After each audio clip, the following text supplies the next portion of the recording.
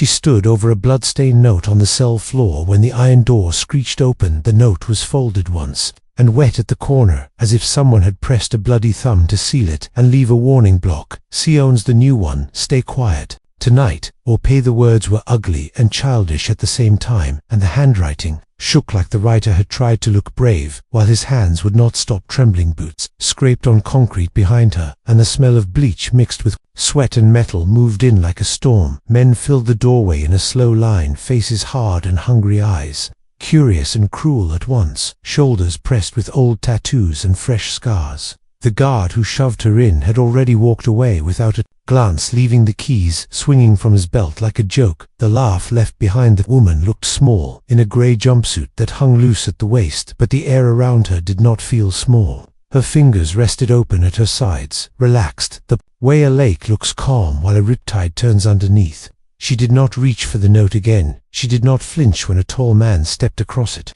with his boot and smudged the stain into the paper like he wanted to erase a word. God had written, "You doing in here, girl?" he said, his voice slow and heavy, like he enjoyed the weight of every sound he made.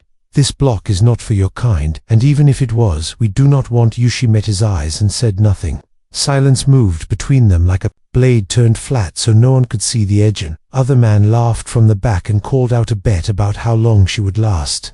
A third dragged a spoon across the railing and made a steady metallic song that did not stop. It felt like the whole tier was holding its breath. For a show, she took one step to the side, just enough to place the back near the wall, not close enough to be pinned, but close enough to see every hand coming. The tall man noticed the shift, and his mouth curled like he had found a puzzle but not the answer. "You got a name?" he asked finally.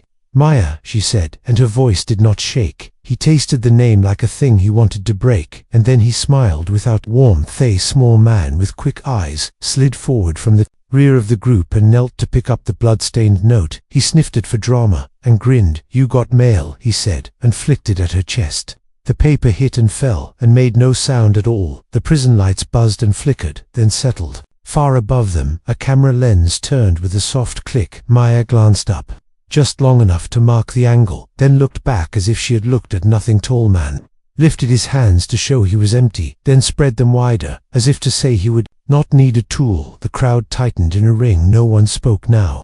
Even the spoon song died away and left only the old breath of the building and the slow rush of water in the pipes. He fainted right, fast and crude, then lunged left. Maya shifted her weight by the smallest measure. His shoulder brushed hers, and his balance drifted. She caught his wrist without looking like she did it, and let his force go where it already wanted to go. He stumbled a half step, knees loose, pride slipping under his feet. Laughs burst from the ring like sparks from a dry fire. He came again, meaner this time, and reached for her throat. Her left forearm rose in a plain line and met his wrist bone and turned it away. Her right hand tapped his elbow once, and the grip opened as if a lock had clicked. She did not strike him. She only walked him past her and let him taste the wall with his palm, and his breath. A ripple of noise moved through the men. Someone said she lucky, someone else said he slipped one. Listener did not speak at all, and that one was the only man who mattered to Maya. Because silence can mean thinking, and thinking can mean danger. The siren in the yard wailed once for count, then went quiet. Metal doors far away slammed in a tired rhythm like a heartbeat that had seen too much and still kept going. Tall man rubbed his wrist with mock ease and tried to grin the sting away. "Okay, Maya," he said, "you got a trick, try it again." He snapped his fingers, and two others stepped in from the sides. Their shirts were tight over soft bellies, and their eyes were dull with the kind of slow hate that never learned to read. Maya did not look at them. She looked at the floor and the way the paint stopped just before the drain, and she measured the distance from the first man to the second, to the third, and to the wall, and to the camera, and to the open hallway, where a guard should have been, and was not. One man reached for her shoulder. She turned a quarter inch, and his hand closed on air. The other swung a short punch meant to hurt more than it needed to. She ducked under it like a dancer bending under a ribbon, and slid one step to place him between herself and the tall one. The puncher stumbled 2 steps, and hit the rail with his hip and swore and clutched at metal. Maya did not look proud. She looked tired in a way that does not show in the face, but shows in the bones of a person who has seen nights that do not end, and mornings that do not feel like morning. She lifted the blood-stained note again, folded it, and tucked it into the sleeve seam where the thread had already frayed. The tall man saw that, and frowned as if a rule had been broken that he did not know. A laugh drifted down from the second tier. It came from a cell where a thin man sat with his knees up, and a book open to the middle. He said in a dry voice, "Leave her be, boys. The new ones need orientation, not bruises." Then he turned a page, as if nothing interested him less than violence done badly. The tall man spat on the floor, and stepped close enough that the wet sound touched her shoe. He leaned in until his breath warmed her cheek. "You think you safe because you moved fast, girl," he said. "Night comes and speed slows. Night comes and the lights die and the guards sleep, and the cameras blink and forget. Night comes and you will learn a new name for fear." Maya let the words pass through her like wind through a wire fence. She had learned a different law a long time ago. Fear is not a thing that comes at night. Fear is a thing that comes in daylight, wearing a friendly smile and a sweet voice and a promise.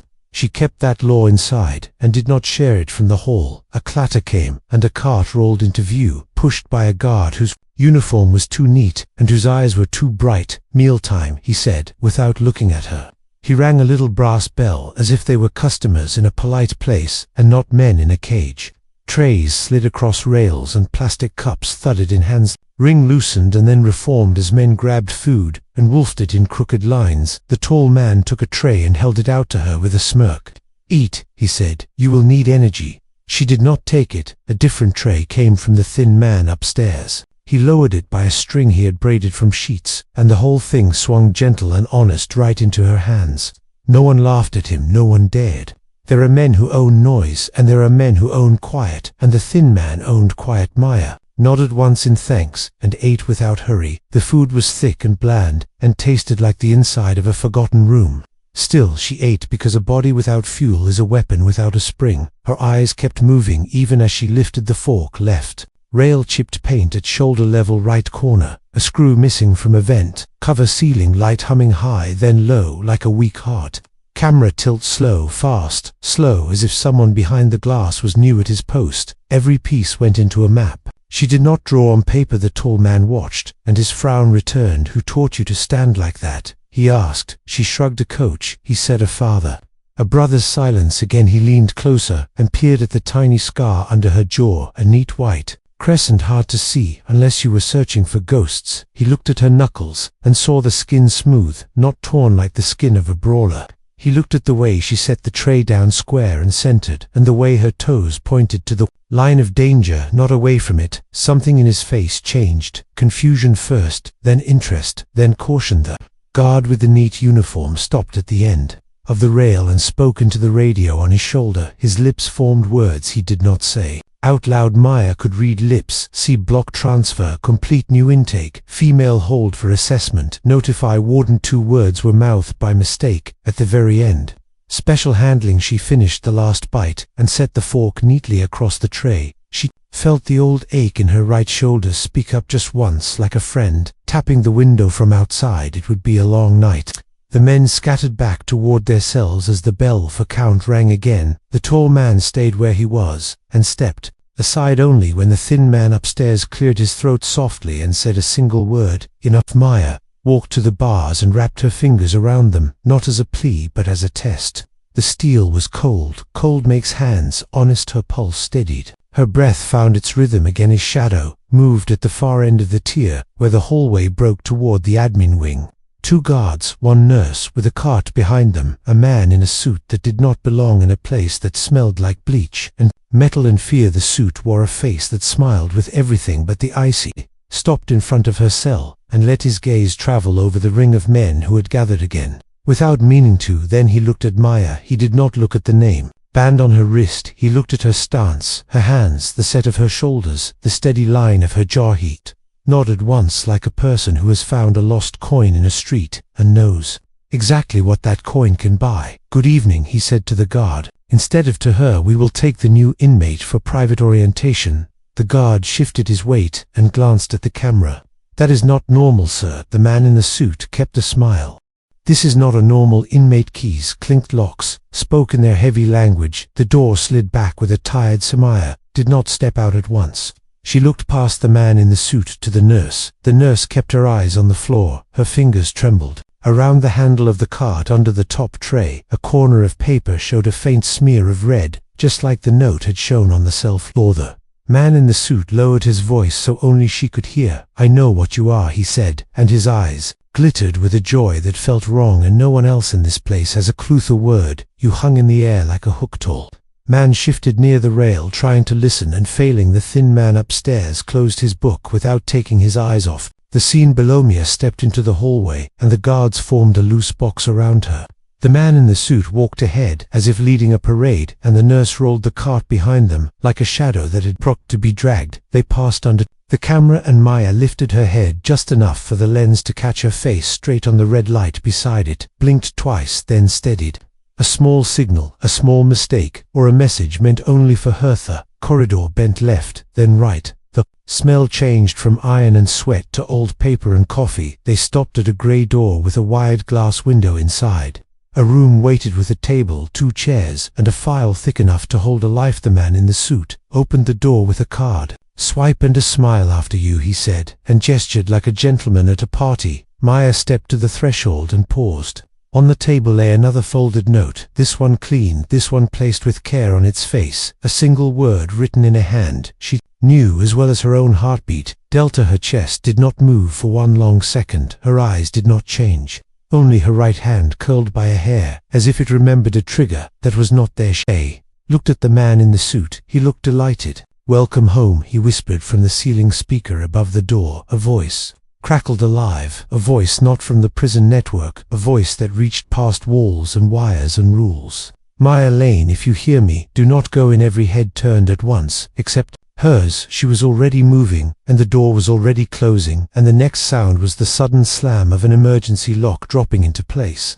While the man in the suit smiled wider, and the nurse finally raised her eyes, and the guards realized, too late, that they were not guarding her at all. The lock slammed behind her, and the room shrank to silence. The man in the suit slid the file across the table like a gift and told her to sit. She did not move at once. She studied the file, the clean, folded note, the nurse shifting weight from foot to foot, with pale knuckles gripping the cart handle, and the guards, restless as dogs, waiting for a command they did not understand. Finally she sat with her back straight, no lean, no sag, as if she were made for the chair. The man in the suit tapped the folder and spoke softly. "You are not here by accident, Maya Lane." He paused long enough to let the words settle. "You are here because the wrong people finally made the right mistakes." She opened the file with calm fingers. Inside were photographs of her training days, men in desert heat, moving under camouflage paint missions. She had never spoken of names she had buried years ago. Every detail classified, yet printed here on cheap prison paper, as if her life were nothing more than ink. Her jaw tightened, but she kept her eyes even. "Where did you get these?" she asked. The man leaned closer. "Delta does not vanish," he whispered. "Delta waits until the world needs it." Again she felt the ache in her shoulder rise and fall like a tide, memory of nights when fire tore through villages, memory of men who never came back, memory of betrayal from her own command that had left her to rot under false charges. She had been erased once and placed here as if she were nothing. The nurse coughed softly and placed a tray on the edge of the table. On top sat a small medical kit, a syringe, a vial of clear liquid. She would not meet Maya's eyes there. Man in the suit smiled. "We are going to test you tonight," he said. "You can play the prisoner role for them, or you can step into the role you were born for. Delta is not just a unit. Maya, Delta is survival. Delta is silence. Delta is vengeance." Maya touched the folded note with one finger, the word Delta written on it in a hand she had not seen in years. Her chest tightened for a second and then steadied. It was the handwriting of her old commander, the one who had vanished in the field, presumed dead. The man saw the flicker in her eyes and laughed softly. "Yes," he said, "he is alive, and he left this for you, but you must prove you still belong." She leaned back in the chair, her body still and calm, her mind racing through exits, cameras, guards, the nurse, the cart, the locked door, every detail added to the map in her head. She asked quietly, "What if I refuse?" The smile froze, then sharpened. "Then you die here forgotten. Then you become just another file in the drawer." The guards shifted grips on their batons. The nurse swallowed hard. The air in the room thickened until it felt like a storm ready to break. Maya closed the folder and set it down flat. She whispered one word, barely audible, yet sharp enough to cut the silence. Nothman blinked as if he had not heard right. No, he repeated. She stood, slowly, her hands open, her eyes locked on his. I am not yours, she said. I am not theirs either. I survived when you left me to rot. I survived when they branded me a criminal. I will survive this prison. Two the guards moved at the signal of his hand. The first swung a baton downward. She caught his wrist twisted and drove his elbow to the table, snapping wood and sending the files scattering. The second lunged. She pivoted low, his weight sliding over her shoulder.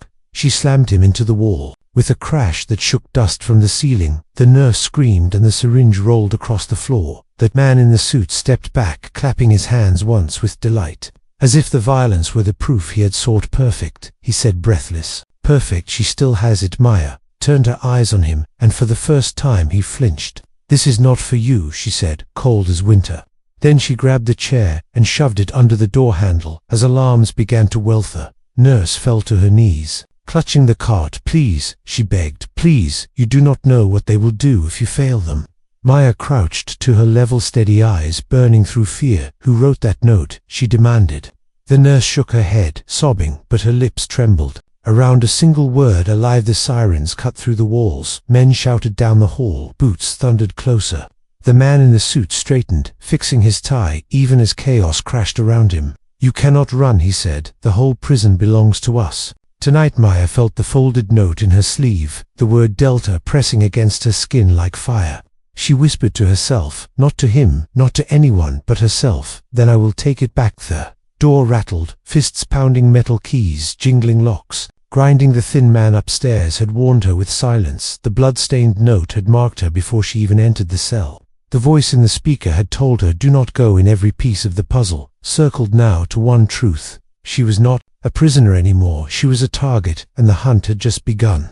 The lock began to turn. The chair creaked under strain. The man in the suit's smile widened again. The nurse whispered a prayer she had not said in years. Maya breathed once deep and slow. Her muscles coiled, her eyes sharpened. The door burst inward and the night truly began. Under door exploded inward, and men in riot gear stormed through shields. High batons raised, voices roaring over the alarm. Like a pack of wolves unleashed into blood. Maya did not freeze. She shifted low and fast. The first shield rammed forward. She twisted aside, caught the edge with her palm and shoved hard, sending the man stumbling into his partner. The chair snapped free from the handle and clattered. Away the guards poured in, filling the small room with iron and fury. The man in the suit did not move from the wall, his smile carved deeper, as if every strike was a note in a song. He had been waiting years to hear. The nurse crawled under the cart, sobbing, clutching her ears as boots stamped and batons swung. Maya's hands moved calm, precise, not wild, not frantic. Her body answered training carved deep in bone. She slipped inside a swing, slammed her elbow into a throat, pivoted, spun, low, swept. A leg and another body dropped, gasping for air shields, crashed together, closing in around her, pressing her into the corner. But she pressed back. Harder. One boot slammed against the wall. She launched upward, both fists crashing down on two helmets, knocking them together with a crack like stone on stone. The guards fell silent for a breath, shock rippling through their line at how quickly half their number lay groaning on the ground. She grabbed a baton from a fallen hand, spun it once to measure weight, then drove it through the line with the precision of a spear. Every strike landed exact. Ribs, wrists, knees. Men fell and did not rise. The last guard stumbled backward, blood trickling from his mouth, his shield clattering to the ground. The alarm wailed louder. Footsteps thundered in the hall, and voices shouted orders. Maya stood breathing steady, the baton in her hand, slick with sweat, her eyes hard as blades. The man in the suit clapped slowly, a sound so calm it cut sharper than the alarm. Beautiful, he said, utterly beautiful. You are wasted in chains. Maya turned on him, and for the first time his smile faltered. You set this, she said, her voice low. You brought me here for this. He spread his arms as if to embrace the charge. Of course, he said, who else could orchestrate your return? Delta never dies, Maya, it only waits, and I am the hand that wakes it. The nurse crawled out, trembling, her face streaked with tears. She whispered to Maya, you do not understand. They own this place, every block, every guard, every key. If you fight them, they will kill everyone just to keep you contained. Maya pulled her up, steadying her grip. Then we find the cracks, she said. Every system has them, every prison, every chain. From the hall a voice barked orders to seal the wing shutters, slammed steel plates. Groaned locks thundered in the walls, until the room shook like the belly of a beast closing its jaws. The man in the suit smoothed his tie and stepped to the door. "They will bring you to heel," he said, "or they will bury you here, where no one will ever know." Maya's eyes followed him like a hunter, watching prey vanish into brush. The folded note still pressed against her skin, and she remembered the handwriting. Alive, her old commander. If he was here, if he had left that message, then there was a path. Through this maze the nurse tugged at her arm, frantic. "We have to move now," she whispered, "before they flood gas, before they cut the power, before they seal the vents." Maya scanned the room, her mind mapping options. One vent loose, screw, one window wired glass, but weakened by years of rust. One unconscious guard with a ring of keys dangling from his belt. She chose the keys, silent, swift. She lifted them and clipped them to her sleeve. The nurse pointed toward the back corridor medical wing. She whispered, less guarded. "But the man in the suit walked that way," Maya said. The nurse nodded, her face pale. "Yes, and that is why it is the only road they will not expect you to take." Boots thundered closer. Maya gripped the baton, her other hand steady on the nurse's shoulder. "Stay low," she ordered. "Stay close, do not stop." They slipped into the hall, stepping over broken bodies, moving with shadows. The corridor bent, narrow lights flickered, red alarms screamed, metal doors slammed, but still the way forward opened. Voices shouted behind them, radios crackled commands, barked Sector C. "Lockdown, full containment, gas release in 60 seconds." The nurse gasped. 60 seconds. Maya did not slow. "Then we make it in 50. They sprinted through the twisting halls. Maya struck down another guard with a sweep of the baton, snatched his radio and clipped it to her collar. She tuned the dial, listening. Voices scrambled. Orders, units moving. One name repeated again and again. Lane, Lane, Lane. Her name. They hunted, not an inmate, but a weapon. They burst into the medical wing doors, slamming wide, lights to bright walls to clean the smell of alcohol and fear sharp in the air. Rows of beds, empty machines, humming. A single doctor frozen in place when he saw them. Maya raised the baton. The doctor raised both hands, eyes wide. "Help me," Maya said. "Keep her alive." The nurse collapsed on a bed chest, heaving, her hands shaking uncontrollably. The doctor nodded, hurried to pull equipment from shelves. Maya stood guard by the door, eyes sharp, ears tuned to the radio voices closing in. From the far end of the hall came the sound of measured footsteps, not running, not rushing. Calm. The man in the suit appeared again, his tie neat, his smile returned. "You cannot run forever," he said. "Every door here belongs to me. Every breath of air is mine to give or take." The nurse sobbed. "No, no, not him." Maya leveled the baton at his chest. "You wanted Delta, you found it now. Face it." The man's smile twisted, cruel. "Then prove yourself tonight, in front of all of them." He snapped his fingers and panels in the ceiling slid back. Cameras dropped, eyes of black glass, turning and humming. Screens flickered to life around the walls, showing live feeds of every block, every cell, every inmate. Watching. The man spread his arms wide. "The whole prison is your arena. Maya, show them what Delta is." The doctor froze. The nurse covered her face. Maya's grip tightened, her eyes unblinking. If they wanted a war, she would give them one. Behind her boots gathered voices, shouted, metal clicked.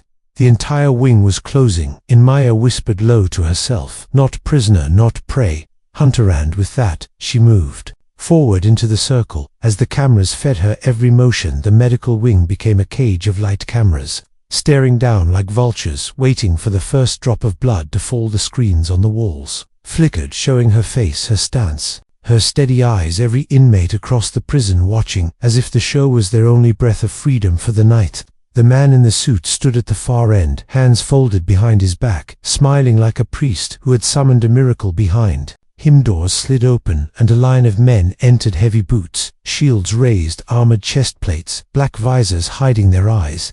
They moved with precision, not like guards drunk with power, but like soldiers drilled in rhythm, their batons charged with electric crackle. Maya felt the nurse trembling behind her, the doctor whispering prayers under his breath, but she stood calm, her body loosed, her mind measuring every inch of floor, every angle of light, every step of her enemies. Her voice cut through the hum of the lights, sharp, steady. "Close the door behind you," she said to the nurse.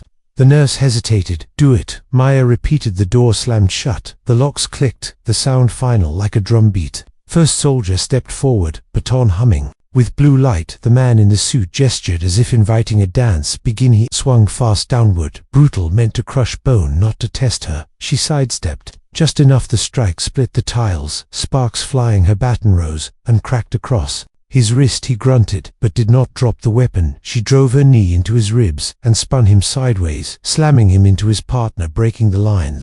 Crowd watching from cells across the prison roared, the sound echoing through the speakers, a chorus of rage, joy, and awe. The man in the suit smiled wider, his voice carrying across the wing, "Behold, Delta Force, the ghost they tried to bury. Behold what power truly is." Ignored him, her focus unbroken. The second came at her, shield forward. She slammed her baton into the edge, pivoted low, and swept his legs. He fell crashing, the shield ringing on the ground. The third swung wild. She caught his wrist, twisted and snapped. The baton free-spun it in her hand. Now two weapons moving in a blur. The floor turned slick with sweat, blood, and broken tile as she moved faster than their armor. A loud cutting through the line like wind through reeds, but they were many, and she was one. A shield slammed her shoulder hard. Pain flared, but she absorbed it, rolled with the strike, and came up swinging, both batons hammering until the shield cracked and the man fell. Her chest burned, her muscles screamed, but she did not slow. The nurse screamed when one soldier broke past her and lunged toward the bed. She grabbed a tray, hurled it, striking his helmet with a clang, but he raised his baton to strike her. Maya leaped across the room, slammed both weapons into his back. He dropped howling, and she dragged the nurse behind her. Again the cameras word focusing on her face, sweat dripping, blood streaking across her arm from a shallow cut, yet her eyes burned brighter than ever. The prison roared again, louder than the alarms. The man in the suit clapped once. Enough. The soldiers froze, pulling back, forming a circle around her, their batons still humming, but no one stepped closer. She stood in the middle, chest rising steady, two weapons loose at her sides, eyes locked on him. He walked closer, stepping over his fallen men as if they were nothing more than debris. "You see," he said, "this is who you are, not inmate, not outcast, but predator. They will never break you. They can only fear you and worship you. Join me, and this prison is just the beginning." Maya spat blood on the floor between them. "I do not join men who smile while they chain others." His eyes narrowed. The smile faltered only for a moment, then returned, sharper, colder. "Then you will learn the cost of defiance." He turned and snapped his fingers again. The screens changed from her face to a live feed of Bloxy. Her block, the tall man, the thin man, upstairs. Every inmate pressed to the bars, watching. Gas canisters dropped from the ceiling, white clouds pouring into the cells, men coughing, choking, pounding the bars. The nurse screamed, "No, please, not them." Maya's grip tightened, fury boiling through her veins. The man in the suit said calmly, "For every minute you resist, one block dies. Choose Delta." Maya stepped forward, batons raised, but the soldiers closed ranks, shields slamming together, the wall too thick to break before the gas spread. Her mind raced, options, maps, exits, none of them fast enough. Then the radio on her collar crackled alive, a voice she knew, a voice she had buried with the dead lane. "Hold position. Hold position. Do not give him what he wants." Her chest clenched, her heart staggered. "Commander," she whispered. The man in the suit froze for just a second, hearing the voice, then snarled, "Cut that feed now." But it was too late. The screens across the prison flickered again, showing not Block C, but a hidden room somewhere else, deep in the facility. A man scarred, older than memory, but alive, staring into the camera with fire in his eyes. "I trained you, Lane," he said. "I told you Delta never dies, and you proved it. Now listen, every lock in this place has a flaw, every camera has a blind spot, and I left you the path. You only have to see it." The screens cut to black again, the man in the suit shouting orders, soldiers shifting unease, breaking their perfect rhythm. Maya breathed, once steady in herself, the folded note pressed against her arm. Alive, she looked at the man in the suit, and her voice was iron. "You lose tonight." Before he could answer, she hurled both batons into the lights above. The glass shattered. Sparks rained, darkness fell. The cameras blinded for a moment. The soldiers stumbling. She grabbed the nurse, pulled her toward the back door, keys flashing in her hand, locks clicking open behind them. Chaos erupted, soldiers shouting, batons sparking. The man in the suit screaming through the dark, "Do not let her leave." But the door swung wide and the corridor yawned open before them. They ran, hard lights, flashing alarms, shrieking, the nurse gasping for breath, Maya dragging her forward with steel grip behind them. Boots thundered closer, voices chasing like wolves. At the far end, the thin man from Block C stood waiting, calm, his book in hand. He looked at her once, his eyes sharp, knowing down. He said, and kicked open a vent cover without hesitation. She shoved the nurse inside, then slid in after her, the space narrow, hot, crawling with dust, but it was escape boots, slammed past, overhead shouts echoing, but the vent carried them deeper. "Awatha, nurse," whispered, shaking. "Who was that voice?" Maya crawled forward, her breath steady. "The only man I ever trusted." The vent split left and right. She paused, listening. Left, air cold, dry. Right, warm, damp. She chose right, following the heat after long crawling. They dropped into a chamber lined with pipes, steam hissing, water dripping. Old, forgotten part of the prison. The nurse sagged against the wall, sobbing. "We cannot keep running. They will find us." Maya stood tall, scanning the room. "Then we stop running and start hunting." She tightened her fists, feeling strength surge back into her veins. Somewhere above, the man in the suit still smiled, but cracks had begun to show. And somewhere deeper in the prison, her commander waited, alive. The war for the prison had only begun, and Maya would not stop until every chain shattered. "You said no, right?" Part 5, maximum 2,000 words without ChatGPT said. The chamber of pipes dripped steam into the silence, the nurse leaning against the wall, her breathing ragged, the sound of boots echoing faint from somewhere above. Yet Maya stood still, her eyes moving across every shadow, every corner, the folded note pressed against her skin, alive with memory. She heard her commander's voice again, steady through the radio. "Hold position, see the cracks. Every prison has them." Her jaw tightened. She whispered to the nurse, "We are not running anymore. We struck." The nurse shook her head, tears streaking her face. "You do not understand. They will not stop until you are buried. They will kill us both." Maya crouched level with her, her voice calm, quiet. "I was trained for worse. You survived by fear. I survived by fighting. And now you decide. Do you want to live in chains or die on your feet?" The nurse swallowed hard, her hands trembling. Then she nodded, barely, but enough. Maya rose, scanned the steam chamber pipes leading upward, one vent humming with warm air, the smell of oil and machinery.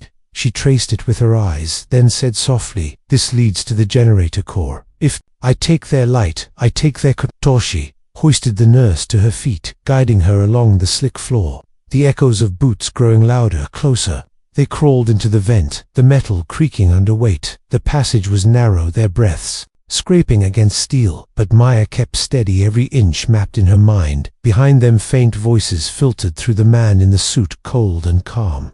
"Bring her back alive. The warden wants proof, but if she resists, break." The nurse, Maya felt rage burn through her veins, but she kept silent, every move quiet, controlled, until finally the vent opened into a chamber lit by harsh fluorescent light. The roar of engines and the pulse of generators filling the air, rows of humming machines lined the room, the heart of the prison, pumping life into steel locks, cameras, lights. Two engineers stood near a console board, cigarettes glowing, one tapping at a monitor. They had no armor, no weapons, only routine. Maya slipped from the vent, landing without sound. The nurse followed, stumbling, but Maya steadied her hand to her lips. "Wait." She crept closer, every shadow cover, every hum of machinery masking her steps. Then swift, her arm hooked around the first man's throat, her other hand clamped his wrist, twisting until he sagged unconscious. The second turned too late, her fist slammed into his jaw. He fell hard there. Nurse gasped, covering her mouth, but said nothing. Maya moved to the console, scanning the blinking lights, diagrams, codes. She was no engineer,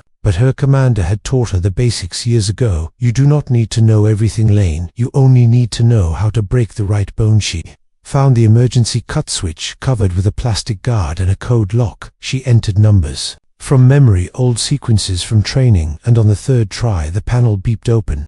The nurse's eyes widened. "You memorized those years ago," Maya said flatly. "We never forget." Her finger hovered over the switch, but she paused, her mind running faster. If she killed the power, the cells might open, but the gas systems might fail, flooding innocent men with poison.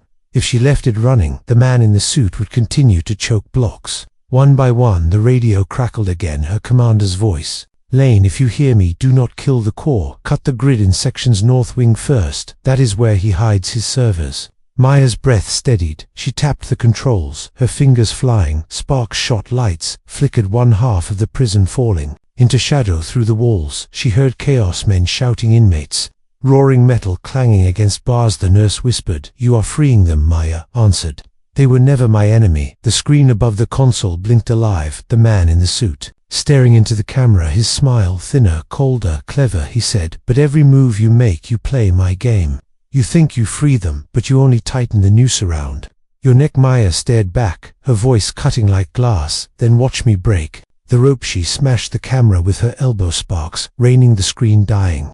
The generator core groaned, the floor shaking, alarms howling from above. Heavy boots thundered down ladders, soldiers flooding in their visors, glowing in red light. Maya grabbed a wrench from the floor, twirling it in her grip, the nurse hiding behind the console. Soldiers charged, shields up, weapons raised. Maya ran forward instead of back, her body low, her strike fast. The wrench slammed into the first helmet, a crack. Echoing, he fell, his partner stumbled. She pivoted, swung again, sparks flying, metal crunching bone. She moved like shadow, like storm, each strike sharp. Controlled bodies falling one after another, but still more poured in. The nurse screamed when one broke past her. Maya turned, hurled the wrench across the room. It slammed into his visor, shattering glass. He dropped, screaming. The battle raged, the generators humming louder, the alarms deafening. Yet through it all, Maya's breath never broke until at last the soldiers pulled back, forming a wall, shields raised, blocking her path. And then he stepped forward. Man in the suit, his smile gone, his eyes burning with something darker, fury or hunger. Enough, he said. He tossed aside his tie, unbuttoned his collar, and beneath the silk lay body armor marked with insignia, not of guards but of black operations. He drew a blade, long black metal, humming faint with current. You were trained by him, he said, voice low, but I was perfected by them now. Show me if Delta is anything more than memory. The nurse cried out, no Maya, do not. But Maya raised her fists, eyes unblinking, body steady. The folded note pressed against her arm, reminding her of one truth. She was not broken, she was not theirs. She whispered, low, for only herself to hear, Delta never dies. The blade hummed as the man in the suit stepped forward, his eyes fixed on Maya. Every line of his face sharpened by fury and obsession. The soldiers held back, forming a circle, their shields a wall, their silence a drumbeat of tension. Maya stood tall, her body loose, her breathing calm, her fists ready. The folded note pressed against her arm, reminding her of the voice that had guided her from the shadows. Delta never dies, it waits, it endures, it strikes when the enemy believes you finish. The nurse crouched behind the console, whispering prayers, her voice trembling, yet her eyes never leaving Maya. She had seen this woman fight like a storm, but now she saw her stand like the earth itself. Man lunged, blade flashing. Maya shifted the steel, slicing air where her neck had been. She caught his wrist, twisted, but he was stronger than he looked, trained in the same silence. She knew he drove his knee into her ribs. Pain flared, but she absorbed it, pivoting off the strike and slamming her elbow into his jaw. His smile cracked, but did not fade. You were made to obey, he hissed, every syllable dripping with venom.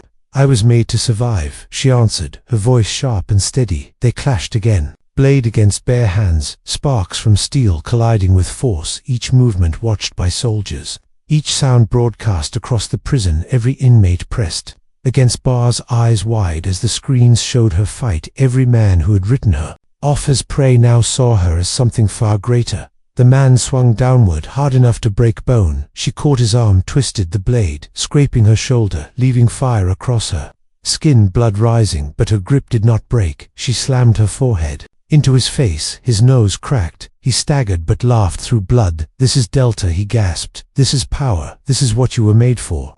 No, she growled. This is who I chose to be. She wrenched the blade free, turned it in her hand, and drove it into the floor between them, steel burying deep sparks, showering. I do not need weapons to win. I never did. His eyes widened, rage twisting his face. He lunged barehanded now, his fists a blur, his strikes heavy, brutal. She met each one counter for counter, bone cracking, flesh tearing, yet she moved with precision, not rage. Every strike calculated, every shift perfect balance. He grew desperate, each punch sloppier, each breath ragged. He roared with fury, swinging wild. She caught his arm, locked it, turned, and with a single sharp twist, the joint snapped. He screamed, falling to his knees. The soldiers shifted, unsure. The circle faltered. The inmates across the screens roared, their voices echoing through steel and wire. Maya stood over him, her face calm, her chest heaving, her body bloodied but unbroken. She looked down at him and whispered low enough only he could hear. You chained me, you tried to bury me, you forgot what Delta means. Delta does not serve, Delta survives, Delta chooses. She turned her gaze on the soldiers, their shields trembling, their visors reflecting her face. "Stand down," she said, her voice iron and fire. One by one, shields lowered, batons dropped, silence swept. The chamber, the man in the suit still knelt, clutching his arm, eyes burning with hate. "You think you won," he spat. "They will come for you. They will never stop." Maya leaned close, her whisper sharp as a knife. "Then let them come. I will not hide. I will not kneel, and every time they rise, I will rise higher." She stepped back, leaving him broken on the ground, the nurse rushing to her side, tears streaming, relief and awe mixing on her face. The radio on her collar crackled alive, the commander's voice. "Steady, Lane. The prison is yours. The systems are down. The men are free. The world is watching. Decide what you will be now, prisoner or leader." Maya closed her eyes for a moment, hearing the roar of inmates across the blocks, the cries of men who had suffered in chains, the echo of her commander's words, the weight of the folded note against her arm. She opened her eyes and spoke clear, strong, to every ear in the prison, and to every camera still alive. "You are not forgotten. You are not broken. You are not alone tonight. The walls fall tonight. The chains end. We walk out not as prisoners but as survivors." The roar that answered shook the walls, voices of hundreds, rising together, steel rattling, locks snapping as systems failed, doors swinging